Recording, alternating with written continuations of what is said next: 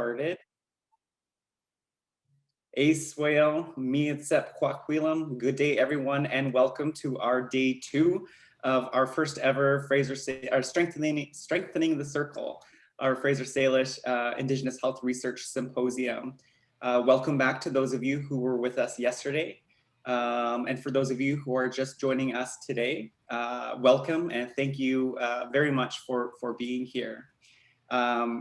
We had a chance to do a little bit of a debrief as a planning committee first thing this morning, and it was a unanimous, incredible, what we call in Coast Salish language, ait squallowin, great feelings, you know, for the work that has taken place yesterday, and honoring and recognizing that a lot of that great work came from each and every one of you leaning into these very important conversations.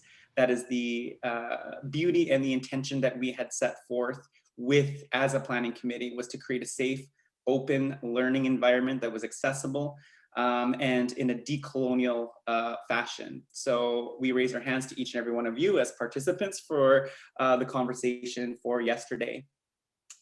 Thank you to each and every one of our witnesses, Danielle Lavallee, Cheryl Kirkham-Reimer, and Brody Douglas.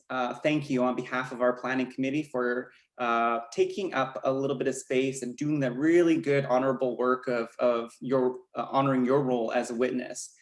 I will do a little bit of a recap for the witness protocol in Coast Salish territory, where we are currently situated as Fraser Health.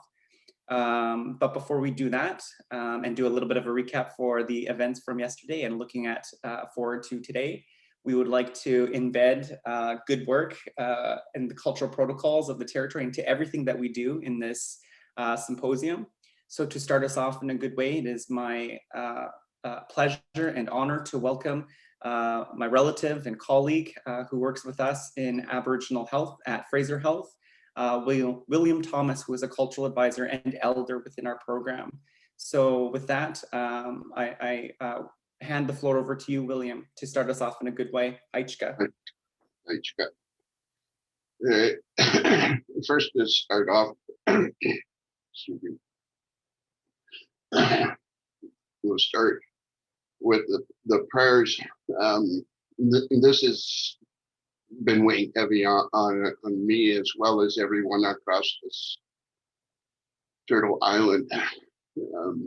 So I want to call on Creator's helpers, and all of our ancestors, those that work for Creator, to uplift and guide those ones home, the ones that were found at Kamloops Indian Residence School. Little flusher, sorry. I want to also acknowledge those ones that came across those graves and work towards uplifting them and then supporting them in that journey they have to take, finding all the homes and residences of those children, so that the families can have closure, and that the people all across this land will have a little bit of closure. There's still a lot of schools to be looked at. So, and I want to thank each and every one of you for allowing me to be part of this. I'm very grateful to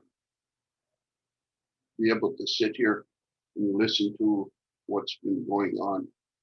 I want to thank those ones that we've called on to come in and join us together with that spiritual thread and connect us so that we are become one mind, one heart, one spirit, so that our prayers, our strengths can lift those ones that have that journey that's not really a very good one. So again, I would like to thank those ones, Creator and all our helpers, our ancestors, for taking the time to support us and help us keep our strength and keep our heads up high and look towards the future, and hopefully a brighter future as we move forward with all of this work. I'm honored that Creator allowed me to be alive to see this work being done here in this symposium. Seeing all those children or youth doing the work they're doing, that was very uplifting for me yesterday, watching those ones doing the work, talking about what's going on and how to help each other. It was a real honor to be able to be part of that. And my hands go up to those young ones who have just started their journey this way. And I ask for prayers that they can continue their work in a good way and feel good about what they're doing, and to keep their heads up high and be proud. It's the last few years have been kind of uplifting for me, watching on my reserve. I'm from Tuscaloosa, over in Burrard Inlet. Our language was dead, and we had to bring in linguistics to recreate our language. Once that was done, those young ones started to go and learn. And as they began, you could see the change. They were putting down the drugs, putting down the alcohol, because they found that piece of themselves to fill that hole without those drugs, the alcohol. It was quite powerful for us on that reserve to see this happening. There's a four-way, we call, where all the kids usually hang out and drink and whatnot. And the kids started to disappear from that corner.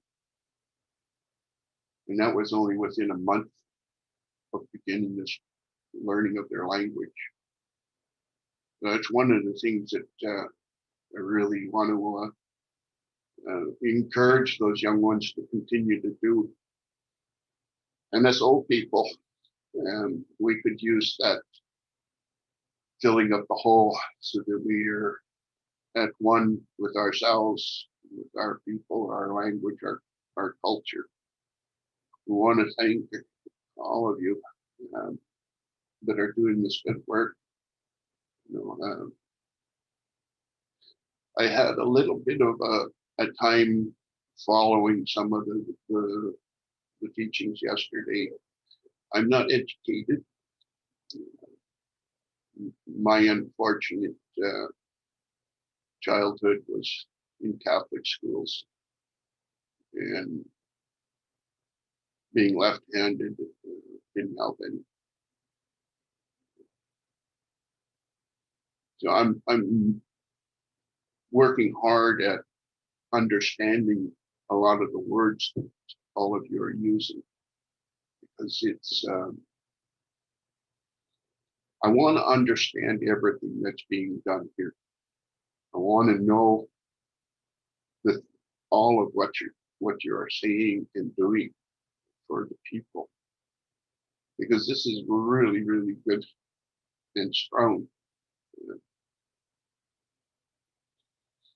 Medicine, it is strong medicine to help our people, to have a safe and caring place to get healed. Just really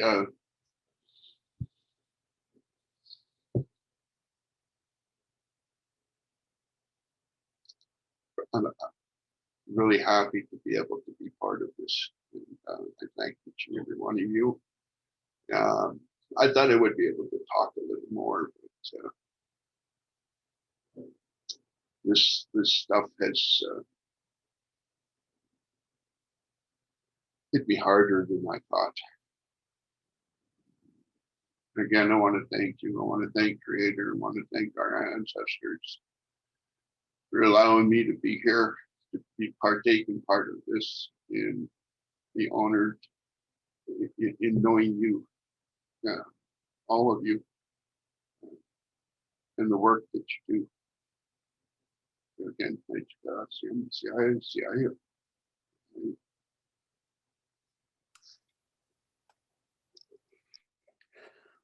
Hajka, thank you, William, for your powerful words and starting us off in a good way and really laying the foundation for the context and the climate for how we are showing up to this work today and the incredible amount of strength it takes to do this good work today.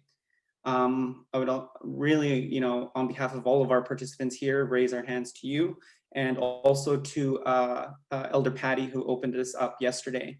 I do want to repeat myself a little bit and say that, our hands go up to all elders who are doing the good work today, fully recognizing the latest events with 215, that the strength that it takes to be able to do the work that you do so willingly and freely and openly, is such good medicine, and we can't thank you enough for that. So Hajka, thank you. Okay, my good friends and relatives, welcome to our second day of our Strengthening the Circle Fraser Salish Indigenous Health Research Symposium. For those of you who are just joining us today and may not know myself as your host and moderator this morning, my name is Pierre. My ancestral name is Palikulak. I am Coast Salish from Keetsi First Nation, and I have the incredible honor of being the consultant for Indigenous cultural safety and humility at Fraser Health, and have been doing so for about the last 2 years. And I have also been a committee member on the planning committee leading up to the 2-day symposium event, and I'm just incredibly honored to be able to stand here today and hold a little bit of space and help guide this work moving forward. Before we get into our day's agenda, I'm just reflecting on Dr. Charlotte Loppy's incredible keynote address yesterday, where she, really gave our symposium some props, some kudos for including the witnessing ceremony as a protocol and embedding that into our research symposium. So that felt really good, getting some kudos and some praise from Dr. Charlotte Loppy. And for those of you who, again, who are just joining us today and might have missed what the cultural protocols yesterday, one of the things the intention that we set forth as a planning committee was to ground this work on the foundation of the protocols and knowledge and values of the lands in which we are conducting our affairs. So with our work largely for the planning committee taking place in Coast Salish territory, recognizing that you might be zooming in from many parts of the province, we grounded our work in Coast Salish cultural protocols.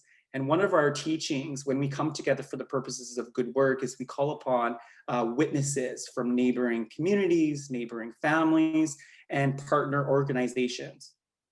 And the reason and the purpose for that, as a recap, is really because to mark the occasion, to record it into our collective and societal and community memory.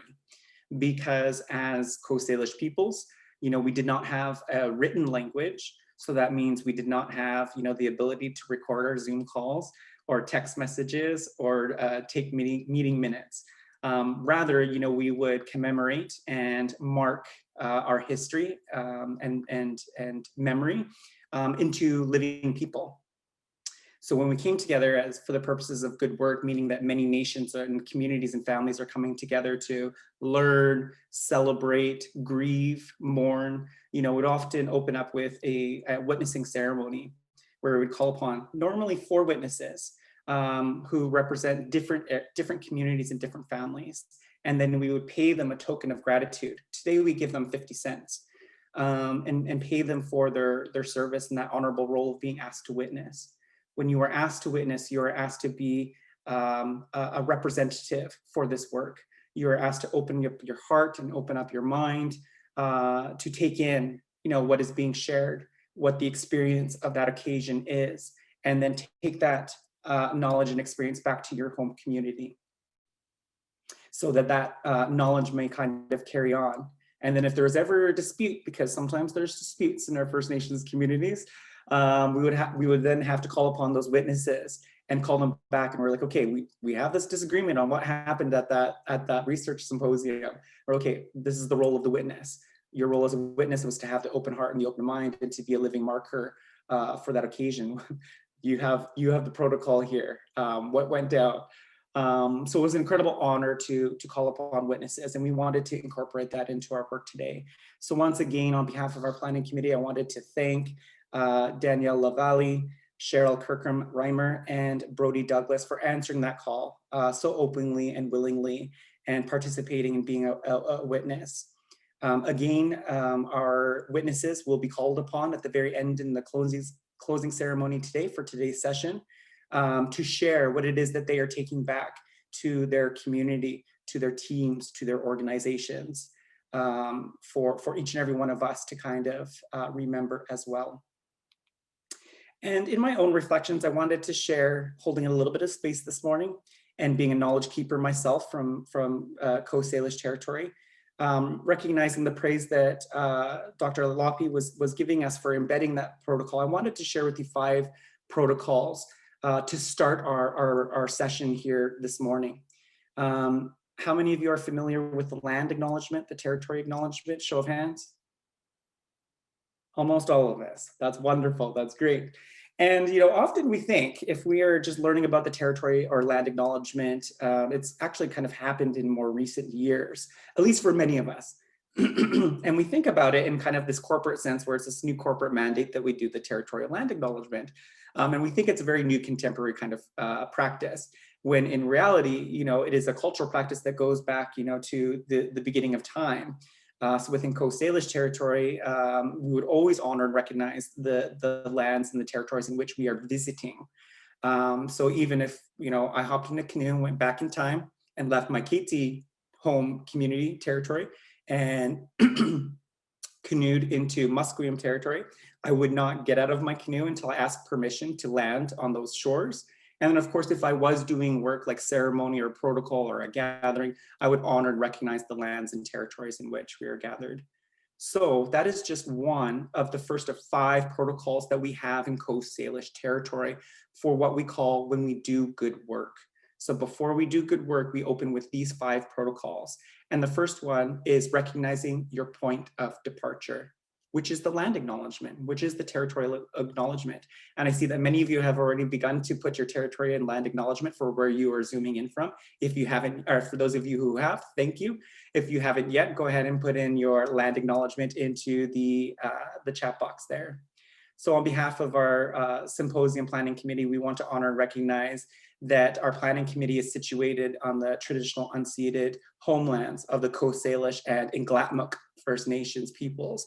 And it is by those nations' strength, grace, and resilience that we are able to do this good work. And I always say that that good work is taking care of fellow human beings. The second protocol is gratitude.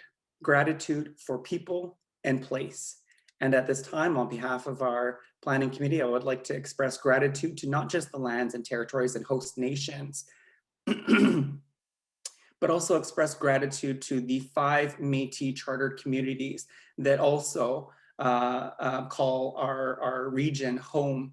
5 Métis chartered communities, and also the many diverse Indigenous peoples who may be living away from their land-based home nations and call the Fraser Salish region home as well. I would like to express gratitude for your presence, your participation in this good work. And for gratitude of place, I would like us to honor and think about, what a beautiful land and territory that we do live in. Think for a moment on where you go to unwind, to unplug from the chaos of life. For many of us, it's down by the ocean where we can feel and smell the sea breeze. For many of us, it is by the mighty Fraser River. Maybe it is in your local green space where you can take your dog for a walk or your children to play in the park.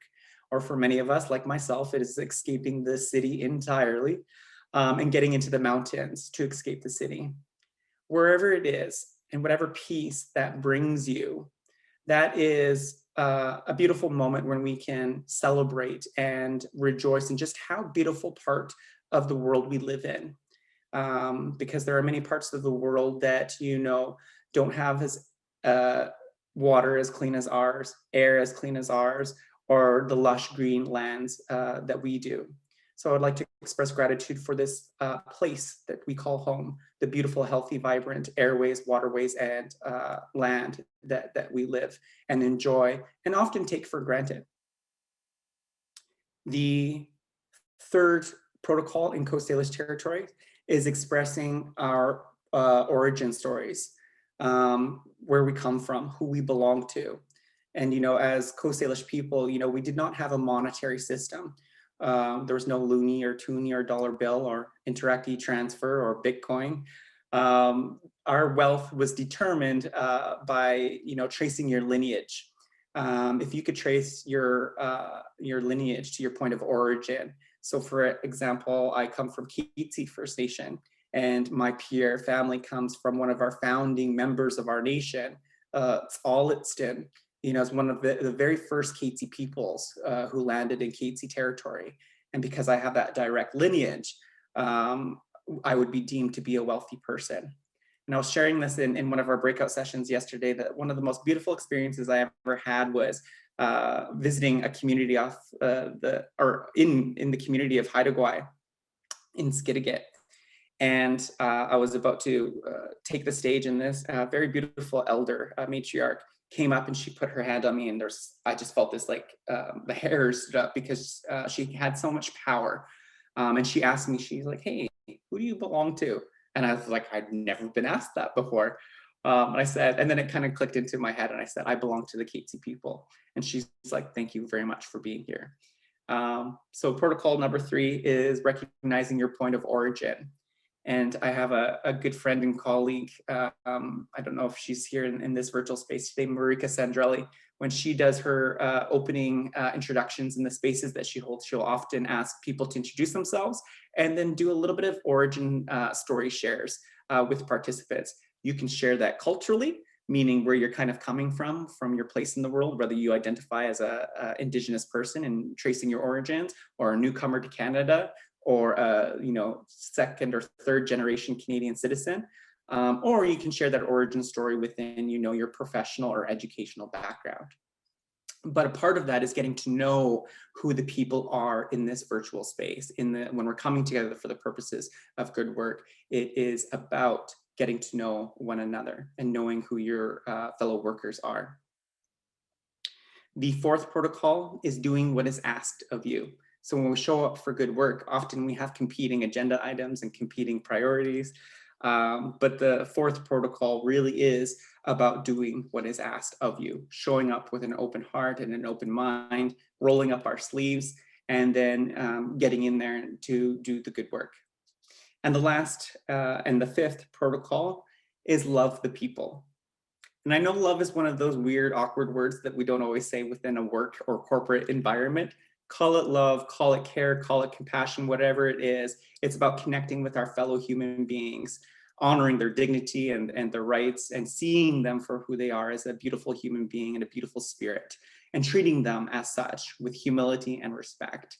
So the fifth protocol is love the people. So those are 5 protocols that I just wanted to share, just in recognizing the comments made by Dr. Loppy yesterday, and very grateful to have had that recognized. And that is a big part of our work too. You know, when we think about decolonizing research or two-eyed seeing or indigenization, reconciliation, you know, it's really about recognizing and honoring the laws and the protocols of the land, because the common misconception is that there were no laws, there were no protocols, but there are absolutely beautiful, eloquent, intricate laws and protocols of the land that if we will allow and move over a little bit, you know, can have a tremendous and profound impact for the work moving forward.